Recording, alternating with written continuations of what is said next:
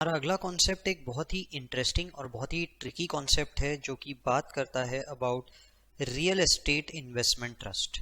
Real estate investment trust या infrastructure investment trust, InvIT. Infrastructure investment trust यानी जो बड़े बड़े इंफ्रास्ट्रक्चर के ऊपर इन्वेस्ट करता है। जैसे कि हम लोग बोल सकते हैं एयरपोर्ट के ऊपर उन्होंने इन्वेस्ट कर दिया कोई भी। और रियल एस्टेट इन्वेस्टमेंट ट्रस्ट यानी जहां आप कमर्शियल या रेसिडेंशियल प्रेमाइसेस में इन्वेस्ट कर रहे हैं। पहले समझिए कि ये ट्रस्ट होती क्या है। ठीक है, सपोज कीजिए आपने सबसे पहले बनाया आरईआईटी। कंसिडर आइए REIT to be like a mutual fund. आप एक म्यूचुअल फंड के जैसे सोचिए, यानी इनके अपने यूनिट्स रहेंगे। ये क्या करेंगे, ये अपने यूनिट्स मार्केट में सेल करेंगे।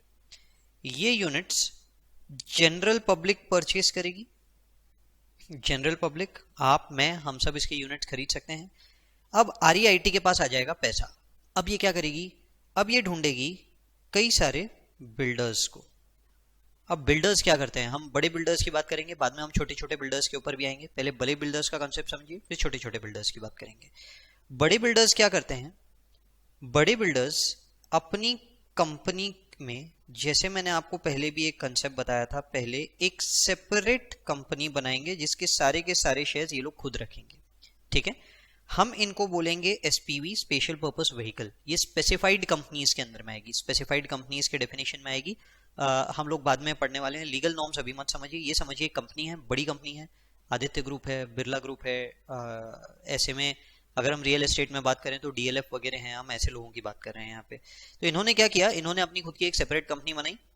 वो separate company special purpose vehicle, वो सेपरेट कंपनी में एक जो भी बनाया उसके अंदर ये लोग क्या कर रहे हैं, ये लोग सोसाइटी बना रहे होंगे, ये लोग कमर्शियल कॉम्प्लेक्स बना रहे होंगे, ठीक है, या फिर ये लोग बना रहे होंगे मॉल।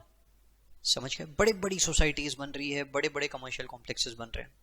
अब होता क्या है आप समझिए, ये जो कंपनीज है गड़बड़ करती है अपने फाइनेंशियल एनालिसिस में। कहाँ गड़बड़ करती है, फाइनेंशियल एनालिसिस। क्या मतलब है फाइनेंशियल एनालिसिस का, ओवर में लोन ले लेती है, इक्विटी कम रखती है, तो लोन के कारण इंटरेस्ट का भार बहुत ज्यादा आ जाता है।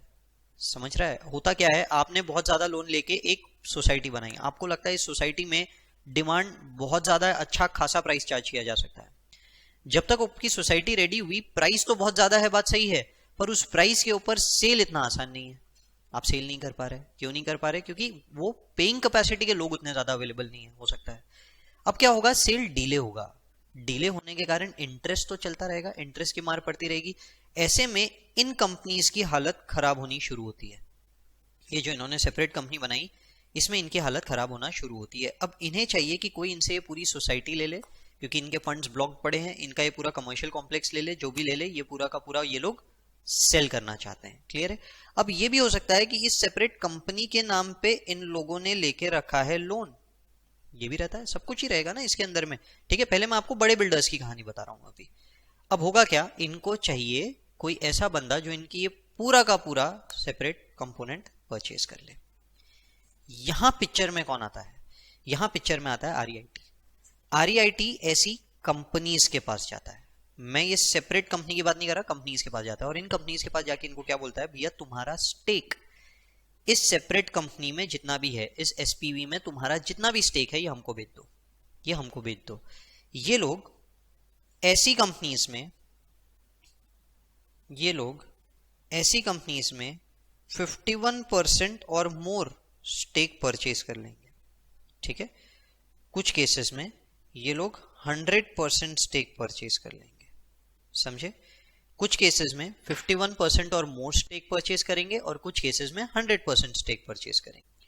अब जब ये इनको इनसे ये स्टेक खरीदेगा, बदले में आरईआईटी इन कंपनीज को पैसे नहीं देगा, वो अपने यूनिट्स इशू कर देगा। आप समझ रहे हो, क्या किया, इस कंपनी से इस एसपीवी के शेयर्स ले लिया, एसपीवी के शेयर्स ले लिया, और बदले में क्या दिया, अपने यूनिट्स दे दिया। क्लियर है यहां तक के, यानी यूनिट जो वो जनरल पब्लिक को दे रहा है, वही यूनिट्स वो इन कंपनी को भी दे देगा, वही यूनिट्स इन कंपनी को भी दे देगा, और इस एसपीवी के 51% से ज्यादा स्टेक खरीद लेगा, कुछ केसेस में 100% स्टेक खरीद लेगा। यानी जहां 100% स्टेक मिल रहा है, वहां तो पहले ही 100% स्टेक खरीद लो। जहां 100% स्टेक नहीं मिला, उसके दो रीजंस होते हैं। उसके दो रीजंस होते हैं। एक, जनरल पब्लिक में डिस्ट्रीब्यूटेड है बाकी का स्टेक, तो आपने 51% के ऊपर ले लिया, विच मीन्स कंट्रोलिंग इंटरेस्ट ले लिया।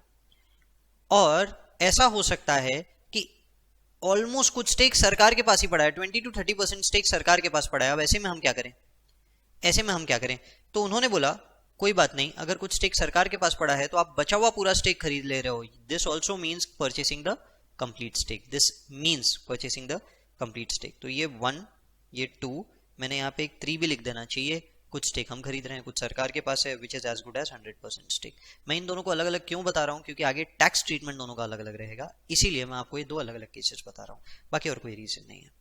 ठीक है, तो एक स्ट्रक्चर आरईआईटी का ये हुआ कि आरईआईटी ने अपने यूनिट्स इशू किए, उस कंपनी के शेयर्स ले लिए, और अब इस सेपरेट कंपनी जिसके अंदर ये सोसाइटी है, कमर्शियल कॉम्प्लेक्स है, मॉल है, इसमें वो क्या करेगी? वो सोसाइटी के फ्लैट्स बेचेगी, कॉम्प्रेट कॉमर्शियल कॉम्प्लेक्स के रेंट में लगाएगी, मॉल को रेंट पे लगाएगी, और ये सारी की सारी इनकम किसको आएगी? ये सारी की सारी इनकम आएगी उस सेपरेट कंपनी को, उस एसपीवी को। क्लियर है यहां तक है? ये पूरी इनकम किसको आएगी? एसपीवी को आएगी। समझ में आया? अब क्या होगा? अब होगा ये कि ये एसपीवी देगा इस आरईआईटी को डिविडेंड। क्लियर है? डिविडेंड। तो ऐसे इस सेपरेट कंपनी से आने वाला पूरा का पूरा पैसा आरईआईटी के पास आ जाएगा। ऐसे इसका पूरा का पूरा पैसा आरईआईटी के पास आ जाएगा। ये बात अच्छे से समझ लो। ये एक स्ट्रक्चर हो गया इनका। ठीक है, दूसरा स्ट्रक्चर, ये जो लोन लेते हैं बिल्डर्स को, जो आज की डेट में लोन मिलता है वो बहुत ही हायर रेट पे मिलता है, बहुत ही हायर रेट पे। गवर्नमेंट ने क्या किया? अगर आपने एसएफएम पढ़ा होगा तो एसएफएम के अंदर आपने देखा होगा, फॉरेन वगैरह के अंदर में प्रैक्टिकली जब देखा होगा तो rate of interest is very less. Rate of interest बहुत ही कम है। ऑस्ट्रेलिया के अंदर तो 2 से 2.5% के अंदर में आप लोगों को लोन मिल जाता है।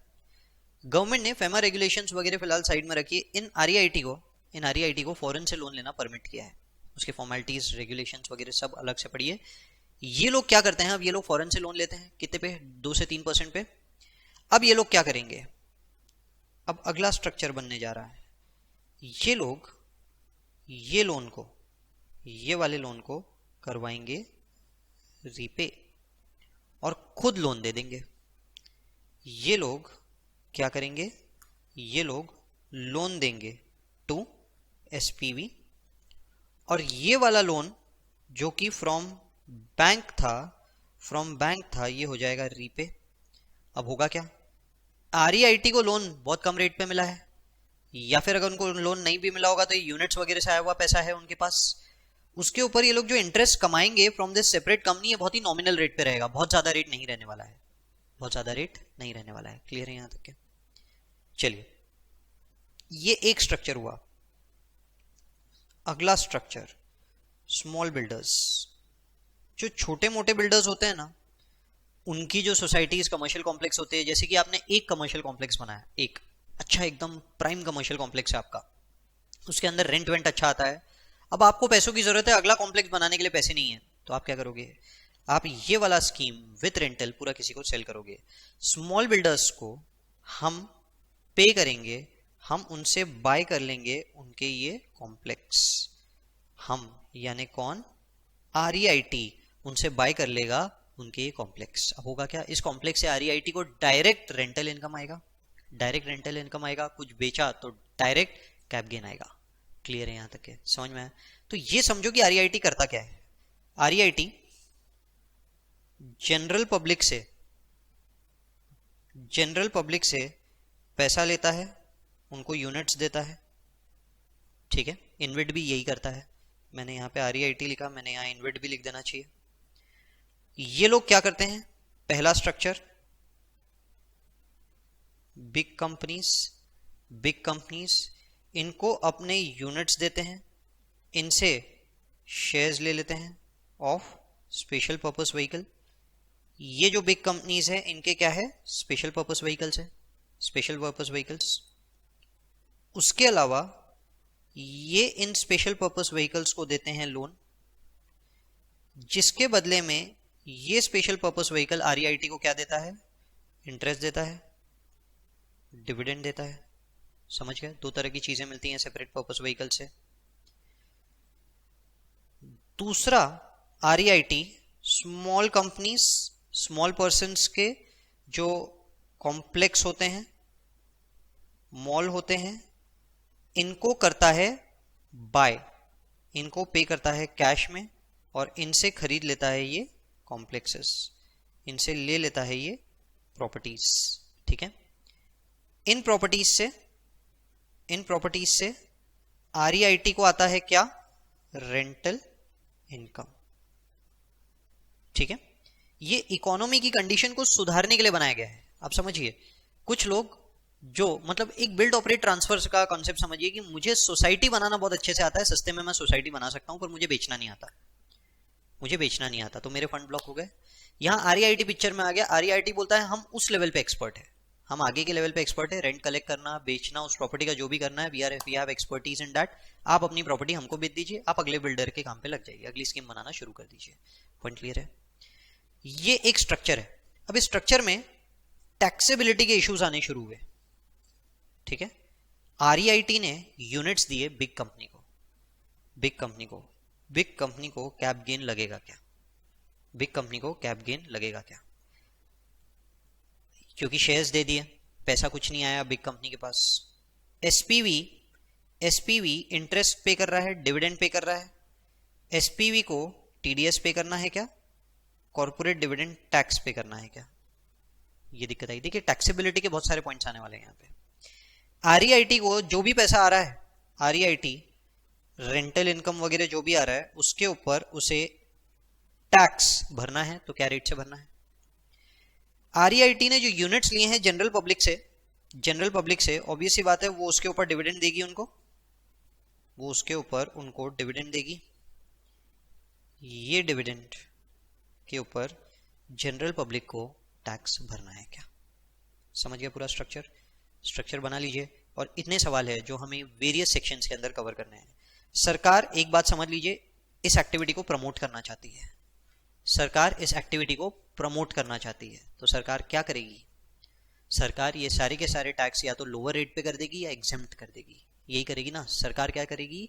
सरकार इन ग्रीन मार्क्स में मैंने आप लोगों को जितने भी टैक्सेस बोले हैं, इन टैक्सेस को अवॉइड करने की कोशिश करेगी ताकि टैक्स कम से कम लगे। ठीक है, समझ में आया? And that is why separate section 115 UA introduce किया गया, ऐसी आरईआईटीज इन्वेट्स के टैक्सेबिलिटी नॉर्म्स को समझने के लिए। क्लियर है? और भी कई सारे सेक्शंस हम लोगों को साथ साथ में पढ़ना है। 1023 एफसी एफडी, 115 ओ, 1034 डिविडेंड, बहुत सारे सेक्शंस का एक साथ एक कंबाइंड इफेक्ट हम लोगों को पढ़ना पड़ेगा। तो इसलिए इसे एक सेपरेट चैप्टर के तौर पे पूरे तरीके से पढ़ा जाता है और इनका असेसमेंट्स ऑल टुगेदर अलग से पढ़ा जाता है। अब मुझे बताओ, क्या आरईआईटी इनके अलावा और भी कोई इनकम कमा सकता है? यस, आरईआईटी कैप गेन कमा सकता है, आरईआईटी कोई और प्रकार की इनकम कमा सकता है, आरईआईटी कैसी भी इनकम कमा सकता है ना। तो ऐसे में एक तो आरईआईटी को आपको रेस्ट्रिक्ट करना है, तो सेबी रेस्ट्रिक्ट करेगा, और आरईआईटी को इनकम टैक्स पर्पस के लिए भी रेस्ट्रिक्ट करना है कि तुम सिर्फ यही काम करो, ये काम हम प्रमोट करना चाहते हैं, तुम्हारा और कोई काम प्रमोट नहीं करना चाहते, रेस्ट्रिक्ट करना चाहता है। सरकार जब भी कोई काम रेस्ट्रिक्ट करना चाहती है तो क्या करती है? एमएमआर लगा देती है। यहां पे भी आरईआईटी की और कोई इनकम रही तो उसके ऊपर एमएमआर रहेगा। हम कुछ इनकम एग्जाम कर देंगे, बाकियों पे एमएमआर कर देंगे। क्लियर है यहां तक के? चलिए आइए हम ये चैप्टर स्टार्ट करते हैं। 115 यूए, पहले सेबी की तरफ से समझिए कि आरईआईटी का क्या होता है। सेटअप अ ट्रस्ट, हम इस ट्रस्ट को बोलेंगे बिजनेस ट्रस्ट। आपको जगह जगह बिजनेस ट्रस्ट वर्ड सुनने के लिए मिलेगा। Registered with SEBI, it shall have parties such as trustee, sponsor group which includes sponsor and manager। अब यहां उन्होंने आपको पूरा का पूरा स्ट्रक्चर बताया है कि उसके अंदर क्या क्या होंगे। REIT shall invest in commercial real estates, free hold, lease hold basis, directly और थ्रू अ होल्डिंग कंपनी और अ स्पेशल पर्पस व्हीकल। या तो डायरेक्टली इन्वेस्ट कर देगा या कोई होल्डिंग कंपनी है जिसने एसपीवी बना के रखा है उनके थ्रू ले लेगा। It shall invest through the holding company for not less than 50% of the stake. Such holding company would in turn invest in SPV which will ultimately hold the property. 50% से ज़्यादा stake हम लोग hold करके बैठेंगे। SPV, REIT or a holding company shall hold or propose to hold not less than 50% of the equity shares. Further, SPV will hold not less than 80% directly in properties and shall not invest in other SPVs. Other SPV यानी properties के अलावा कोई और तरह की SPVs बनाई गई है उसमें आप invest नहीं करेंगे। Once registered, REIT will raise funds through initial offer, ठीक है, उसमें यूनिट्स वगैरह की फॉर्मेलिटीज बताई गई है DEF के अंदर. Trustees will oversee the role of the trust, may have multiple sponsors, 5% वगैरह की लिमिट्स दी गई है. 80% of the value of REIT assets shall be invested in rent और अदर जनरल प्रॉपर्टीज. 20% किस में होगा? Development properties, mortgage back securities, listed unlisted companies, यानी ये सब चीजें अलाउ की गई हैं इनको कि आप दूसरी जगहों पे इन्वेस्ट करना चाहते हैं. हम ये सब प्रमोट नहीं करना चाहते, तो इन सब पे आने वाली इनकम को हम MMR के अंदर डाल देंगे या कोई और जैसे जैसे टैक्सेबिलिटी आता है उनमें डाल देंगे. REIT shall distribute not less than 90% of the net distributable cash flow under the applicable law to its investors at least on a half yearly basis. आप जो भी कमाओगे 90% आपको डिस्ट्रीब्यूट करना पड़ेगा. ये सेबी बोल रहा है. एक बात समझ लीजिए, ये पूरी की पूरी कहानी आपको सेबी बोल रहा है. ठीक है, चलिए थोड़ा सा और आगे बढ़ते हैं हम लोग. SEBI provides framework for इनविट. अब इनविट का फ्रेमवर्क यहाँ पे आप लोगों को मेंशन नहीं किया गया है क्योंकि उन्होंने बोला काइंड ऑफ सिमिलर है. इनविट यानी जो बड़ी इंफ्रास्ट्रक्चर्स में इन्वेस्ट करता है. ठीक है. Introduce a general taxation regime, income in the hands of business trust. Finance act ने लाया था इनकम अंडर बिजनेस ट्रस्ट, और ये हमको पूरा का पूरा मीन पढ़ना है. सबसे पहले उन्होंने डिफाइन किया कौन होता है एक बिजनेस ट्रस्ट. मैंने आपको कहा था ट्रस्ट, तो एक बिजनेस ट्रस्ट. बिजनेस ट्रस्ट वो होता है जो कि रजिस्टर्ड है as an InvIT under SEBI और REIT under SEBI. Units are required to be listed, जिसकी यूनिट्स लिस्टेड है रिकॉग्नाइज्ड स्टॉक एक्सचेंज में. ये दोनों होना चाहिए, सेबी में रजिस्टर्ड हो और आपकी यूनिट्स लिस्टेड है. अगर ऐसा है तो हम आपको कुछ इनकम्स पे एग्जेम्पशन दे रहे हैं. कुछ इनकम्स पे एग्जेम्पशन दे रहे हैं. पहला एग्जेम्पशन है 1023FC. 1023FC ये क्या बोलता है? आप जो भी इंटरेस्ट कमाओगे, क्या कमाओगे? इंटरेस्ट. ये इनकम आपकी एग्जेम्प्ट है, पर ये इंटरेस्ट कहां से? Receivable from SPV, special purpose vehicle से जो इंटरेस्ट आ रहा है आपको. दस business trust enjoys pass through status. ये मैं आपको समझाऊंगा क्या हो गया. टैक्सेबिलिटी को पास थ्रू कर दिया है. पास थ्रू किसको कर दिया है? यूनिट होल्डर ऑफ REIT को. यूनिट होल्डर ऑफ REIT को, ये हम बाद में आएंगे. ये जो जनरल पब्लिक है, यूनिट होल्डर लिख देता हूं मैं, GP लिख के बैठा हूं मैं, यहां पे लिख देता हूं यूनिट होल्डर. ये जो यूनिट होल्डर है इसको टैक्सेबिलिटी कैसे आएगी हम बाद में अलग से पढ़ने वाले हैं. इसको लिए पास थ्रू आएगा. ठीक है.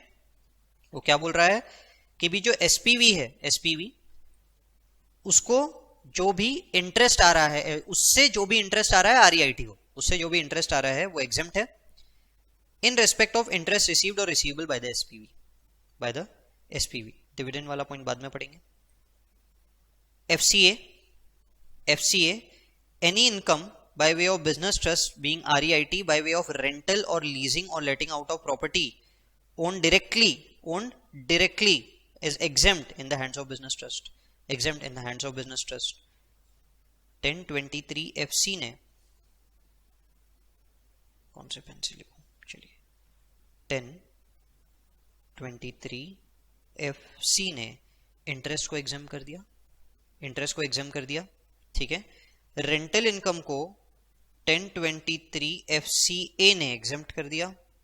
क्लियर, समझ में आ रहा है? 1023 FCA ने एग्जेम्प्ट कर दिया रेंटल इनकम को. डिविडेंड पे अटके हो आप. डिविडेंड के ऊपर मैं बाद में आऊंगा. आप ये समझो कि एक SPV कौन होता है. SPV मतलब REIT holds more than, not less than 50%, not less than 50%, more than 50% holding है आपके पास, which holds not less than 80% of the asset directly in the property and does not invest in other SPVs.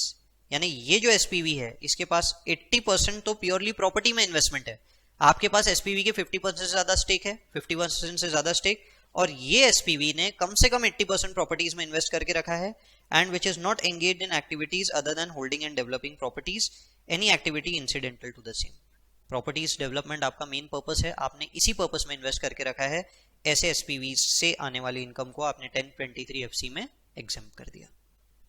ठीक है. दिक्कत आई dividend की. SPV dividend देगा. Dividend pay 115O के अंदर tax भरेगा. 115O के अंदर टैक्स भरेगा कि नहीं भरेगा? भरेगा. अब ये डिविडेंड गया किसके पास? इन्वेस्टमेंट कंपनी के पास, REIT के पास. REIT को ये जो इंटरेस्ट, ये जो डिविडेंड मिला, ये डिविडेंड एग्जेम्प्ट है. 1034 एग्जेम्प्ट, पर यहां लिमिट है 10 लाख. बराबर, 10 लाख के ऊपर टैक्सेबल हो गया, 10 लाख के ऊपर टैक्सेबल हो गया। हमने रेंट को एग्जेम्प्ट किया पास थ्रू मैकेनिज्म लगाने के लिए, पास थ्रू मैकेनिज्म लगाने के लिए, और हम नहीं चाहते, हम ये एक्टिविटीज प्रमोट करना चाहते हैं। आप समझिए, हम ये एक्टिविटीज प्रमोट करना चाहते हैं। तो प्रमोट करना चाहते हैं तो इससे क्या होगा, प्रमोट करते समय आपको आने वाली आरईआईटी में ऑलमोस्ट सारी की सारी इनकम एग्जाम करनी पड़ेगी, और उनकी मेजर इनकम तो ये डिविडेंड ही होगी।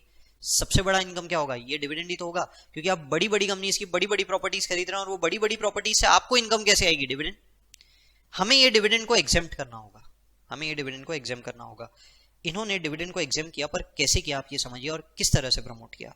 डिविडेंड रिफर टू अंडर 115(07) मैं आपको बाद में बताऊंगा, पर 115 टैक्सेबिलिटी की बात करता है। Any income of business trust by way of dividend receive from SPV, dividend receive from SPV being specified domestic company, specified domestic company, यानी ये जो नीचे हमने देखा specified domestic company, in which the business trust has become holder of whole of the nominal value of equity share capital of the company, equity share capital of the company, such dividend is exempt in the hands of unit holder, such dividend is exempt in the hands of unit holder। dividend income को दो टुकड़ों में बांटा गया, मुझे यहाँ पे star mark करना पड़ेगा, स्टार मार्क डिविडेंड, और यहां मुझे आरईआईटी की बात करनी पड़ेगी आपसे, और मुझे बात करनी पड़ेगी स्पेशल पर्पस व्हीकल की। आरईआईटी के लिए ये इनकम 1023FC में एग्जेम्प्ट है, 1023FC में एग्जेम्प्ट है। ये आपको सेकेंड पॉइंट, ये देखो, ये ए है बेसिकली और ये बी है, बी में बोला गया। क्लियर, समझ में आया। हम आगे पढ़ेंगे 115O में 7 जो लिखा है ना वहां पे, O7, वो बोलता है SPV should not deduct CDT, SPV should not deduct CDT on the same। ठीक है, ये स्टार यहां पे यही समझा रहा है, no CDT 115O7, 115O7 CDT मत काटो, CDT मत काटो। पर कब, ये भी बहुत बड़ा क्वेश्चन था, कब, अगर फुल्ली ओन्ड है, फुल्ली ओन्ड है। अब अगर पार्शियल ओन्ड है तो, यानी मोर देन 50% वाला, लेस देन 100%, मोर देन 50%, ये नहीं बोला 1023FC ने। 1023FC ने बहुत क्लियरली आपके सामने वर्ड्स लिखे हैं। अरे यार रुको,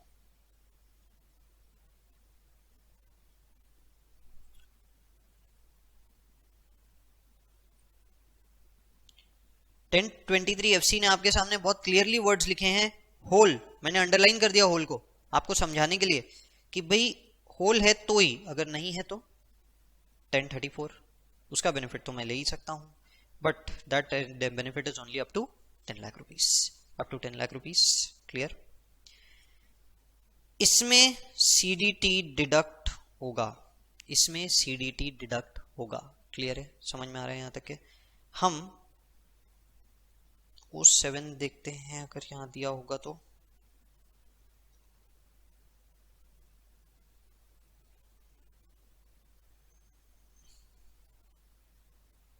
इनफैक्ट वो O7 ही है, any income to the business trust by way of dividend specified by the company. ठीक है, तो यहां पे CDT डिडक्ट होता है। आई होप यहां तक के मैंने जो आपको बोला वो समझ में आया होगा, आई होप यहां तक के समझ में आया होगा। इसके अलावा जो भी इनकम है, इसके अलावा जो भी इनकम है, हम उसके बारे में भी पढ़ेंगे।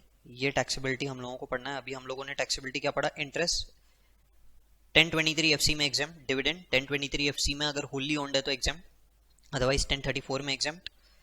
एसपीवी को क्या CDT काटना है, नहीं, अगर होली ओन्ड है, अगर होली ओन्ड नहीं है, पार्शियली ओन्ड है, तो CDT डिडक्ट करना है। मैंने बीच में एक जगह छोड़ा, partly held by government. REIT के पास बचे हुए शेयर्स है और कुछ शेयर्स गवर्नमेंट के पास है, सेम रहेगा, ये स्पेसिफाइड कंपनी के ही डेफिनेशन के अंदर में आता है।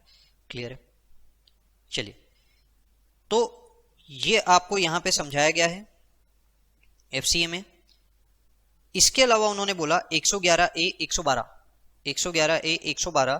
Income of the trust shall be provide at subject to provision, बाकी सब एमएमआर, बाकी सब एमएमआर के अंदर में आएंगे। सिर्फ जो 111 और 112 में आ रहे हैं आपका इनकम, जो 111 ए या 112 में आ रहा है, short term cap gain related to shares, long term cap gain related to shares, ये दोनों के ऊपर में हम लोग जो रिलेटेड टू शेयर्स या रिलेटेड टू प्रॉपर्टी सेल्स, ये पूरे के पूरे आप लोग अलग से टैक्सेबिलिटी की बात करेंगे, 112 के अंदर टैक्सेबिलिटी करेंगे, उसका जो रेट रहेगा वो एप्लीकेबल हुआ। बाकी सारे के सारे केसेस में आपका जो टैक्सेबिलिटी है वो टैक्सेबिलिटी हम लोग एमएमआर, हम यहाँ पे एसटीसीजी लगा देंगे, हम यहाँ पे 20% टैक्स की बात करेंगे, प्रॉपर्टीज वगैरह जो आपने बेची उससे रिलेटेड। ठीक है, चलिए। Any distributed income referred to in 115 UA received by unit holders. Unit holders is exempt under 1023 FD, is exempt 1023 FD, but subject to है, ये subject to है, इंटरेस्ट के ऊपर आपने टैक्स नहीं लगाया, पर लगना चाहिए, किसी को तो लगना चाहिए भाई, इंटरेस्ट मिला है कोई टैक्स नहीं भरेगा, ऐसा होता क्या? रेंटल इनकम पे आप टैक्स नहीं लगा रहे, अरे किसी ने तो भरना चाहिए। डिविडेंड पे टैक्स वैसे भी नहीं लगता भाई, यहां नहीं लगेगा, यूनिट होल्डर को डिविडेंड मिलेगा, यूनिट होल्डर के लिए भी वो एग्जेम्प्ट है, तो डिविडेंड जाने दो, डिविडेंड जाने दो। बाकी सब के ऊपर तो आप टैक्स एमएमआर पे लगा रहे हो, यहां पे आप 111 ए में 15% लगा रहे हो, 112 में 20% लगा रहे हो, और अदर्स पे 42.744% लगा रहे हो, एमएमआर मैक्सिमम मार्जिनल रेट। ठीक है भाई, इसके अलावा अगर हम कुछ भी बात करें, इसके अलावा हम कुछ भी बात करें, तो ये सारी इनकम के ऊपर टैक्स भर दिया गया है, ये एग्जेम्प्ट होना चाहिए 1023 एफडी इज करेक्ट।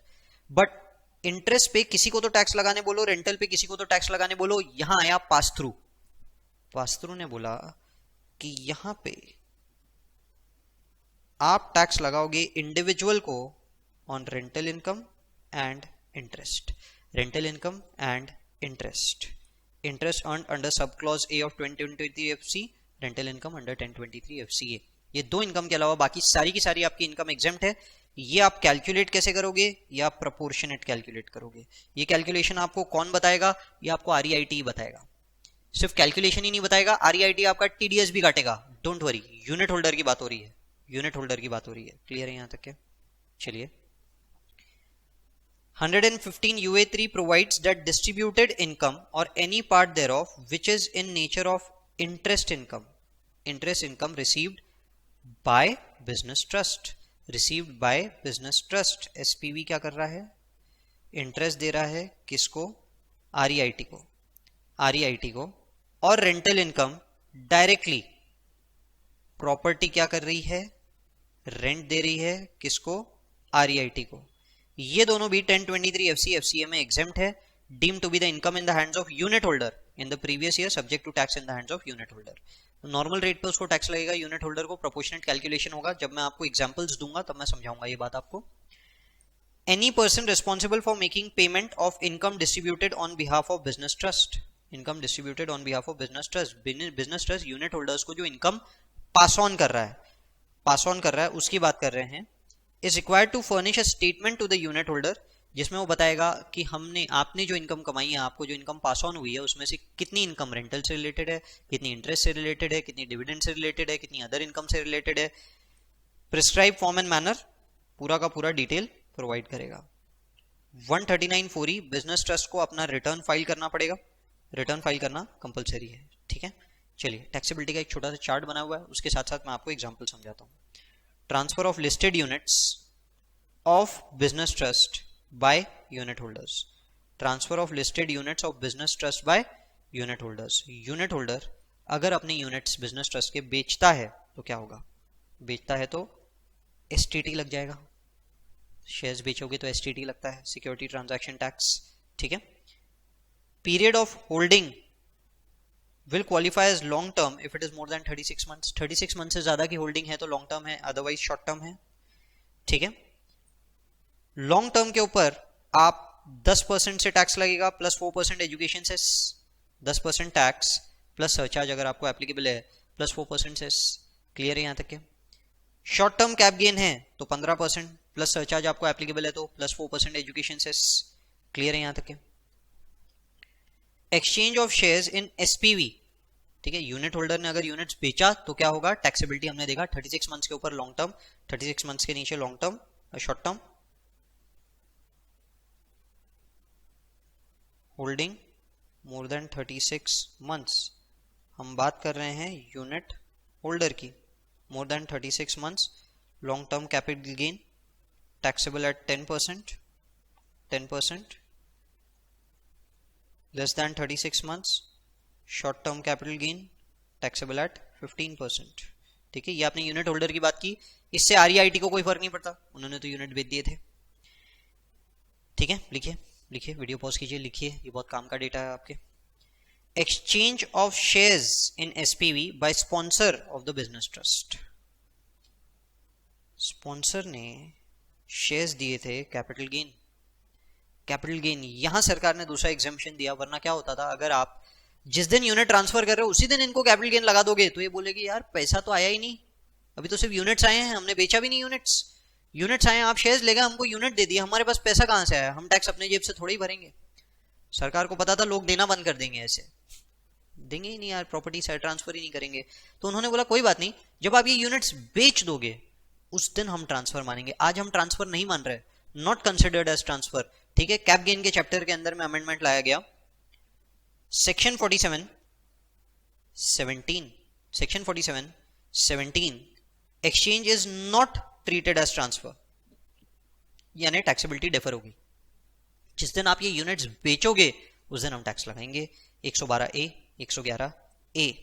तो when units received by company against SPV, no transfer, no transfer. Units sold, जिस दिन बेचे, जिस दिन बेचे, इफ जो ओरिजिनल आपने कंपनी फॉर्म की थी उसके शेयर्स लिए थे उससे लेके बेचने तक का दिन देखा जाएगा। Sponsor would get same tax treatment of offloading units under initial offer और listing of the units as it would have been available under IPO, 15% of STCG and 10% of LTCG as the case may be। ठीक है, computing the capital gain, cost क्या रहेगा, आपने वो जो company form की थी उसका जो कॉस्ट था, आपका इन्वेस्टमेंट था उस कंपनी के अंदर में, वो if SPV holding period plus, कैसे लिख के दूं आपको, एसपीवी का holding period plus units holding period, अगर ये दोनों 36 मंथ से ज्यादा है तो LTCG एट 10%। ठीक है, अबव 1 लाख, अबव 1 लाख वो तो रहेगा ही, यहाँ पे भी मैंने लिख के रखा है, इसके ऊपर लिख लेना अबव 1 लाख। ठीक है, यहाँ पे भी above 1 lakh, less than 36 months है STCG 15%, STCG 15%। ठीक है, cost of acquisition, investment value, investment value in SPV, आपने एसपीवी जो बनाई थी उस समय आपको जो भी पैसे लगे थे वही आपका कॉस्ट ऑफ एक्विजिशन मान लिया जाएगा। Computing cap gain in the hands of sponsor, period of holding units to include period of holding shares for determining whether capital gain is long term और शॉर्ट टर्म। ठीक है, period of holding shares plus period of holding units, ऐसा आप लिख सकते हो वहां पे समझने के लिए कि किस तरह से टैक्सेबिलिटी आई। इस पे भी ये पूरी टैक्सेबिलिटी किसके लिए है, ये पूरी टैक्सेबिलिटी आपने यहाँ कंपनी के पॉइंट ऑफ व्यू से पढ़ी, कंपनी के पॉइंट ऑफ व्यू से पढ़ी। ठीक है, units received no tax, units received no tax, units sold LTCG और STCG as the case may be 111A और 112A लिख के रखिए, 111A और 112A। चलिए, तो यहां तक के हमने क्या देखा, यूनिट होल्डर अगर यूनिट्स को बेचता है तो क्या होगा, एसपीवी जिसकी थी वो कंपनी ने अगर अपने यूनिट बेचे तो क्या होगा। अब आते हैं interest income of business trust, business trust की इनकम के ऊपर आना शुरू करते हैं। अगर उसे इंटरेस्ट मिला है, अगर उसे इंटरेस्ट मिला है 1023 FC में एग्जेम्प्ट, ठीक है, इंटरेस्ट हो गया एग्जेम्प्ट, किसके लिए एग्जेम्प्ट हो गया ये, ये एग्जेम्प्ट हो गया फॉर REIT। ये इंटरेस्ट कौन दे रहा है? ये इंटरेस्ट SPV दे रहा है। SPV अगर इसके ऊपर TDS काट ले तो TDS के सेक्शन में अमेंडमेंट लाया 143A(3)(11) SPV is not required to deduct tax. ठीक है, SPV नो TDS, वो TDS नहीं काटेगा, वो TDS नहीं काटेगा। Tax consequence on distribution of such income by business trust to unit holder. Unit holder, अब वो यूनिट होल्डर को क्या दे रहा है? डिविडेंड। यूनिट होल्डर इसके ऊपर टैक्स पे करेगा। डिस्ट्रीब्यूटेड इनकम और any part thereof to the unit holder from REIT which is in the nature of interest received or receivable। इसके ऊपर सबसे पहली बात 115A(1)(c), interest income taxable in the hands of unit holder. Interest income taxable in the hands of unit holder eight normal rate अगर resident individual है, और 5% in case of non resident unit holder. Non resident unit holder, ठीक है। चलिए, unit holder, resident, normal rate, non resident 5%।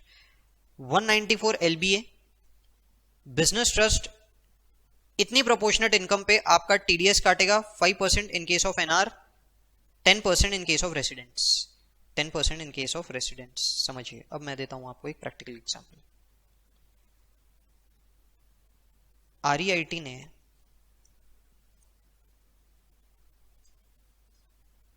SPV, REIT, unit holder. REIT ने SPV को इस बार 10 लाख रुपए इंटरेस्ट दिया, 20 लाख रुपए डिविडेंड दिया। ठीक है, 10 लाख रुपए इंटरेस्ट दिया, 20 लाख रुपए डिविडेंड दिया। बताओ TDS काटेगा क्या? नो। CDT पे करेगा क्या? नो। समझ गए? REIT को ये पैसे मिल गए, REIT इसके ऊपर टैक्स पे करेगी क्या? इंटरेस्ट 1023FC में एग्जेम्प्ट, डिविडेंड फिलहाल मैं 1023FC ही लिख रहा हूं, exempt considering 100% holding, considering 100% holding. Clear है? REIT ने यूनिट होल्डर को 1000 रुपए पास ऑन किए, 1500 रुपए पास ऑन बोल देता हूं, 1500 रुपए पास ऑन किए यूनिट होल्डर को in the form of dividend. अब वो यूनिट होल्डर को एक स्टेटमेंट देंगे। यूनिट होल्डर को क्या स्टेटमेंट देंगे कि ये 1500 में से उनकी टोटल इनकम 30 लाख है, अज्यूमिंग और कोई इनकम नहीं है, अज्यूमिंग और कोई इनकम नहीं है। ये 1500 पे, अच्छा एक काम करते हैं, अदर इनकम भी ले लेते हैं ना यार, अपन इतना कर रहे हैं, अदर इनकम भी ले लेते हैं। इनकी अदर इनकम है 20 लाख रुपए, तो 20 लाख पे ये लोग मैक्सिमम मार्जिनल रेट पे टैक्स भरेंगे एट 42.744%। 42.744%। हम चाहते ही नहीं है कि ये लोग कोई और काम करे, इसलिए हमने इसके ऊपर टैक्सेबिलिटी लगा दी 8,54,880 टैक्स। समझ गए? समझ गए? ये 1500 पे ये इनको एक स्टेटमेंट देंगे, 1500 इंटू आपकी टोटल इनकम है 50, जिसमें से 10 लाख इंटरेस्ट से रिलेटेड है, तो 1500 में 10/50 प्रोपोर्शनेट इनकम, 1500 में 10/50 300 रुपए इंटरेस्ट इनकम है, डिविडेंड इनकम 1500 मल्टीप्लाइड बाय 20/50, 20/50 ये स्टेटमेंट REIT देगा, पर एग्जाम में तो आपको बनाना है। ठीक है, 600 अदर इनकम से रिलेटेड बचा हुआ अमाउंट हो गया 600। ठीक है, ऐसा 1500 का बाइफर्केशन दे दिया, ऐसा 1500 का बाइफर्केशन दे दिया। अब इन्हें TDS काटना पड़ेगा, इन्हें TDS काटना पड़ेगा। डिविडेंड पे नहीं काटेंगे, अदर इनकम पे नहीं काटेंगे। Dividend other income is exempt in the hands of unit holder. Exempt income, exempt income है 1200 रुपए 1023 FD में, यूनिट होल्डर के हाथ में 1023 FD के अंदर में डिविडेंड इनकम भी एग्जेम्प्ट है। ध्यान रखो 1034 नहीं लगा रहा हूं, 1034 नहीं लगा रहा हूं, 1023 FD के अंदर में, और तो और अदर इनकम भी एग्जेम्प्ट है। वहां 1023 एफडी में सिर्फ दो पे टैक्स लगाया है, रेंटल इंटरेस्ट, वो भी नॉर्मल रेट, वो भी नॉर्मल रेट। ये टीडीएस काटेगा 300 के ऊपर एट 10% अगर यूनिट होल्डर रेसिडेंट है 30 रुपए, और 300 पे 5% 15 रुपए अगर नॉन रेसिडेंट है, नॉन कॉर्पोरेट मतलब कॉर्पोरेट फ्रॉम अब्रॉड वगैरह वो सब है। ठीक है, लिख के रखिए, पूरा एग्जांपल लिख के रखिए, पूरा का पूरा एग्जांपल लिख के रखिए। ठीक है, यूनिट होल्डर 300 पे टैक्स भरेगा, 300 टैक्सेबल एट नॉर्मल रेट, और उसमें भी उसे 30 रुपए का डिडक्शन मिल जाएगा, TDS deduction available, TDS deduction available 30 रुपए, यानी 300 पे तो टैक्स भरेगा, जो टैक्स आएगा उसके ऊपर 30 रुपए। अब ऐसा क्यों किया, मतलब गवर्नमेंट ने जब टैक्स लगाना ही था तो कंपनी पे ही लगा लेता, यूनिट होल्डर पे क्यों लगाया? देखिए आप समझिए, वैसे तो बहुत इजी होता अगर यूनिट कंपनी पे ही लगा देता, कंपनी पे टैक्स रेट कम कर देना था। इन्होंने बोला कि maximum number of Indians are below taxable limit, maximum number of Indians below taxable limit इसमें इन्वेस्ट करते हैं। मोरओवर जो सीनियर सिटीजन है, सुपर सीनियर सिटीजन है, उन सब की इनकम को तो हमने 3.5 लाख 5 लाख रुपए तक एग्जाम किया है, वर्चुअली तो 5 लाख तक की इनकम एग्जाम है। हम चाहते हैं कि ये लोग आरईआईटी में इन्वेस्ट करें। अगर इन लोगों को किसी भी तरह का इनकम आरईआईटी से आता है, 5 लाख रुपए तक की इन लोगों की इनकम वैसी एग्जाम होगी, तो ये उनको प्रमोट भी किया जाएगा और उनकी जो इनकम आती है वो एग्जाम भी होगी। मतलब government want these people to invest in REIT, कहते हैं कि वर्चुअली आपकी इनकम एग्जाम हो जाएगी। उस तरह से देखा जाए तो ये बहुत ही कॉम्प्लिकेटेड सिस्टम कर दिया। इससे तो अच्छा आरईआईटी को एक छोटे मोटे रेट के ऊपर टैक्स लगा देते, 1-2% 3% जो भी रेट आपको लगाना था, और पूरी की पूरी इनकम एसएससी के हाथ में टैक्स फ्री कर देते। जबरदस्ती की झंझट बढ़ाई भी और कुछ नहीं है, बट ठीक है, नहीं बढ़ती तो सीए का काम क्या होता। ठीक है, वैसी कहानी होगी। चलिए ठीक है, कोई बात नहीं, लिख के रखिए ये पूरा का पूरा एग्जाम्पल। हम थोड़ा सा और आगे बढ़ते हैं, कॉन्सेप्ट को थोड़ा और अच्छे से समझने की कोशिश करते हैं। केस 2,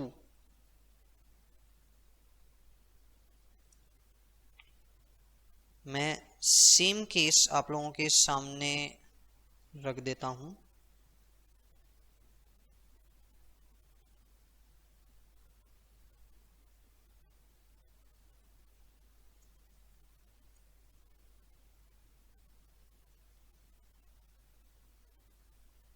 बट अब ये 100% नहीं है, 51% होल्डिंग है, 51% होल्डिंग है। क्या इंटरेस्ट पे टीडीएस कटेगा? नो, इंटरेस्ट पे टीडीएस काटने की जरूरत नहीं है। ये तो ये हमने पढ़ा कि कंपनी पास थ्रू के अंदर SPV is not required to deduct tax. क्या डिविडेंड पे सीडीटी कटेगा? यस, क्योंकि अब ये स्पेसिफाइड कंपनी नहीं बन पाई, ये स्पेसिफाइड कंपनी नहीं बन पाई जहां पे 100% होल्डिंग रहनी चाहिए थी। ठीक है, आरईआईटी के केस में अब मैं अदर इनकम हटा देता हूं, क्या वापस से जबरदस्ती वो कैलकुलेशन करना। 10 लाख रुपए के ऊपर no tax, 1023 FC exempt, does not matter whether जो कंपनी है वो 100% है या नहीं है। 20 लाख 1034 के अंदर में एग्जेम्प्ट अप टू 10 लाख, तो बचे हुए 10 लाख, बैलेंस 10 लाख पे आप 10% का टैक्स पे करेंगे, 1 लाख ये पे करना पड़ेगा, ये नहीं बचा आपका। यूनिट होल्डर आपने 1500 रुपए दिए, इसमें से इंटरेस्ट रिलेटेड इनकम है 1500 divided by 30 lakh into 10 lakh, 500, 500 normal rate पे टैक्सेबल, और डिविडेंड से रिलेटेड है 1000, ये है आपके exempt under 1023 FD. 1023 FD clear है यहाँ तक है? 1023 एफडी में एग्जेम्प्ट होगी ये डिविडेंड इनकम आपकी, तो इस पे कोई टैक्सेबिलिटी की बात नहीं करेगा आपसे। लिख रखिए, 2 एग्जांपल्स यहाँ तक हमने कवर किए। Interest paid to non resident lender on ECB exchange of commercial borrowings by the unit trust. Unit trust ने बाहर से लोन लेके रखा और उस लोन पे इंटरेस्ट पे कर रहा है।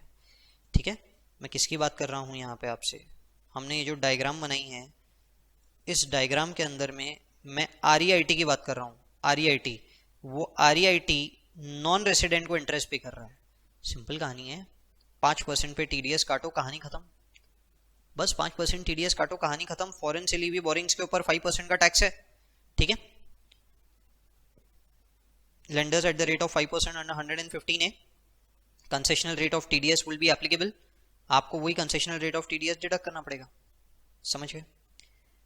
Dividend received by the business trust from SPV, from SPV 11507, SPV to business trust is exempt from dividend distribution tax by virtue of 07 if SPV is a specified company, that is company which is become holder of whole of nominal value of the share capital of the company, यानी whole अगर नहीं है तो TDS काटना पड़ेगा। 1023 FC clause B, आपका जो हम बिजनेस ट्रस्ट की बात कर रहे हैं उसके हाथ में ये डिविडेंड इनकम एग्जेम्प्ट है, received would be exempt in the hands. 1023 FD, unit holder के हाथ में भी ये इनकम एग्जेम्प्ट है। 115O एंड 1034, अगर SPV स्पेसिफाइड कंपनी नहीं है, अगर SPV स्पेसिफाइड कंपनी नहीं है तो business trust does not hold whole of the nominal value, then SPV would be subject to dividend distribution tax, dividend distribution tax। और सामने वाले को 10 लाख की इनकम के ऊपर, 10 लाख की इनकम के ऊपर टैक्स पे करना पड़ेगा, टैक्स पे करना पड़ेगा, ठीक है। And dividend up to 10 lakh receive from the business trust would be exempt in the hands under section 1034, ठीक है। चलो ये कैप गेन पे बाद में आऊंगा मैं। Rental income, rental income arising to REIT from real estate properties held by it, REIT from real estate properties held by it.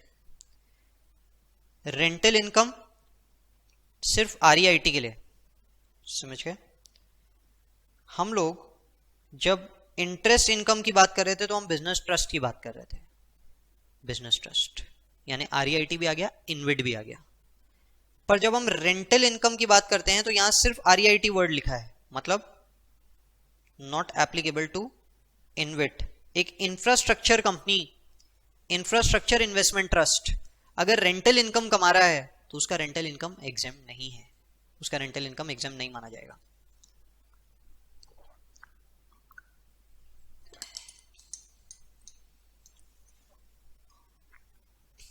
I hope यहां तक के क्लियर है। तो REIT के लिए जो रेंटल इनकम है जो उसको डायरेक्टली ओन्ड प्रॉपर्टीज से मिल रहा है वो एग्जेम्प्ट हो गया। 194I अमेंड किया गया कि TDS जो उनको रेंटल मिल रहा है वो सामने वाली पार्टी इनके ऊपर TDS नहीं काटेगी, not deductible at source. 115 UA3 distributed income received by unit holder, unit holder को जो इनकम मिली वो टैक्सेबल है प्रोपोर्शनेटली, ठीक है।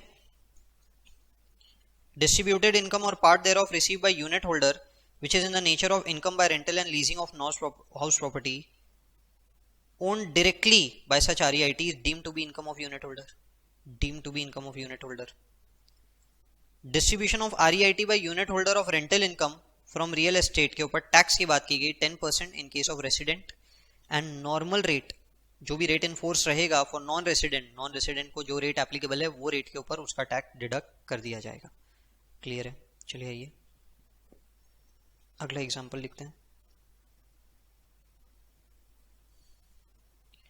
REIT की इनकम है, interest 5 lakh, dividend 20 lakh from 100% SPV, 10 lakhs from 51% SPV,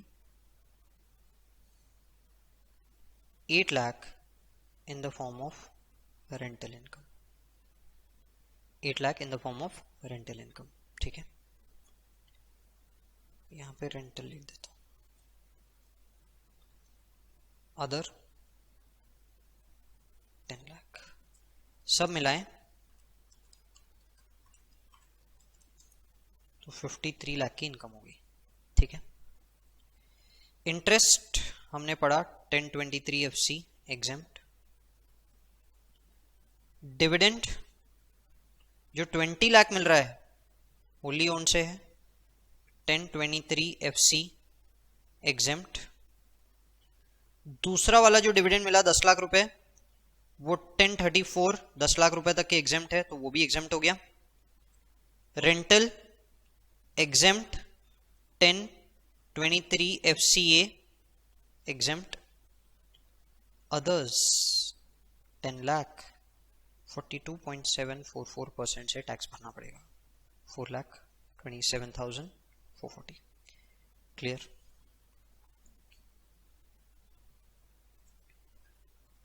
unit holder, आप यूनिट होल्डर को एक स्टेटमेंट दोगे।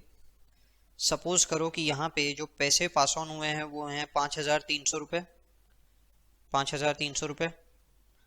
तो इसमें इंटरेस्ट से रिलेटेड सामने वाले को 500 दिए, डिविडेंड से रिलेटेड आपने उसे 3,000 रुपये दिए, दो और ये मिला के, रेंट से रिलेटेड 800 दिए और अदर्स से रिलेटेड 1,000 दिए, 5,300 रुपये हो जा रहे हैं। ठीक है, आपने उसका टीडीएस काटा, आपने उसका टीडीएस काटा इंटरेस्ट के ऊपर। यहां पे दो कॉलम बना देता हूं, रेसिडेंट नॉन रेसिडेंट। टीडीएस कटा है at the rate of 10%, rent के ऊपर भी टीडीएस कटा है at the rate of 10%, non resident TDS कटा है एट द रेट ऑफ 5% और टीडीएस कटा है as per the rate applicable to a non resident. Clear है यहां तक? क्या बाकी की इनकम एग्जेम्प्ट, बाकी की इनकम एग्जेम्प्ट। तो 1,300 रुपए टैक्सेबल है, 4,000 एग्जेम्प्ट है 1023 एफडी के अंदर। ठीक है, 1,300 कौन से हुए? इंटरेस्ट और रेंटल के। समझ गए? लिख के रखिए।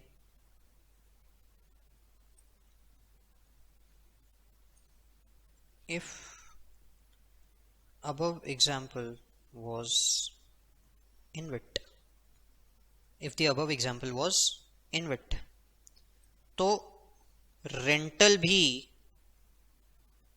टैक्सेबल इनकम होती। रेंटल को भी आप टैक्सेबल इनकम मानते हैं। समझ रहे हैं कि नहीं समझ रहे हैं? क्लियर है? लिख के रखिए। चलिए, इनकम ऑफ बिजनेस ट्रस्ट, ये वाला बीच वाला, cap gain, cap gain on disposal of business trust, of assets of business trust. Cap gain अगर लॉन्ग टर्म कैपिटल गेन है 112 एप्लीकेबल हो गया, शॉर्ट टर्म कैपिटल गेन है 111 ए एप्लीकेबल होगा, short term capital gain other than under 111 ए MMR applicable हो गया, MMR applicable हो गया। यूनिट होल्डर के लिए तीनों में से कोई भी इनकम हो एग्जेम्प्ट, यूनिट होल्डर के लिए आप कोई भी इनकम बोलो एग्जेम्प्ट हो जाएगी। ठीक है, बिजनेस ट्रस्ट, एलटीसीजी, एलटीसीजी 112 लग जाएगा, STCG 111 A, 111 A 15%, STCG others MMR, MMR यहां पे 20% और sometimes exempt, sometimes exempt as the case may be. अच्छा नहीं, समटाइम्स एग्जाम नहीं बोलना चाहिए फिलहाल यहाँ पे। ठीक है, long term capital gain provisions of 112 will apply accordingly. चलिए, एक इलस्ट्रेशन दिया है, देखते हैं। Business trust registered under SEBI gives you following information: interest income of beta 4 crore from beta, dividend from beta, short term capital gain from listed shares, from listed shares 111 A, short term capital gain from sale of development properties MMR, interest received from investments in unlisted debentures of real estate companies, interest from unlisted debentures MMR। ठीक है, interest आपका SPV से आया हुआ exam किया है, बाकी के थोड़ी एग्जाम किए। Rental income from directly owned properties 1023 FCA, interest income 1023 FC, 1023 FC। Beta is an Indian company, business trust 100% holding आपके पास है। Discuss tax consequence if above income earned by the business trust in the hands of business trust and unit holders, assuming that business trust has distributed 10 crore to the unit holders। ठीक है, unit holders पे मैं बाद में आता हूँ। Interest income of 4 crore 1023 FC के अंदर एग्जेम्प्ट हो गया, dividend of 2 crore rupees 1023 FC में एग्जेम्प्ट हो गया, टीडीएस भी नहीं काटना है 11507 में। Short term cap gain 15%, short term cap gain 42.744%, 1023 FD में यूनिट होल्डर के हाथ में एग्जाम्प्ट है income. 10 lakh unlisted debentures 42.744, 1023 FD में यूनिट होल्डर के हाथ में एग्जाम्प्ट है। रेंटल इनकम 2.5 करोड़ 1023 एफसीए में एग्जाम्प्ट है। यूनिट होल्डर को टैक्सेबल है, यूनिट होल्डर को टैक्सेबल है। आइए यूनिट होल्डर की टैक्सेबिलिटी निकाल लेते हैं। आपकी ओवरऑल इनकम है 4 + 2 + 1.5 + 1 + 10 लाख से -10 + 0.1 + 2.5। आपकी ओवरऑल इनकम आ रही है मुझे 11.11 करोड़, 11.11 करोड़। 10 करोड़ रुपए आपने इसमें से बांट दिए। इंटरेस्ट की बात करूं 10, 4 divided by 11.1 multiplied by 10। Dividend की बात करूं, नहीं डिविडेंड नहीं, रेंटल 2.5 डिवाइडेड बाय 11.1 इंटू 10।